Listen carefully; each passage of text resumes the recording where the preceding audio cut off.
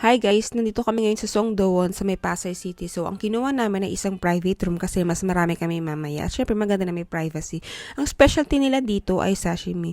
So, una, binigyan nila kami ng soup or fish soup. So, nagkataka ko bakit walang laman. Yun naman pala kasi ginawang sashimi. Ito yung flatfish na tinatawag.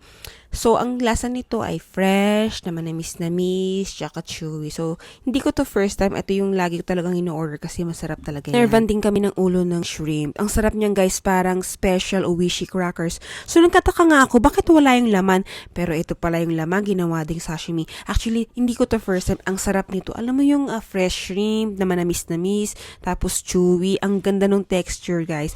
Syempre, dapat yung fresh na galing sa dagat. So, ayan. So, ang sausawan ko lang yan, syempre, wasabi na may toyo, tapos pwede mo nilagyan ng lemon or calamansi. That was a great experience in Songdo-won, Pasay City. Actually, expensive sila kasi ang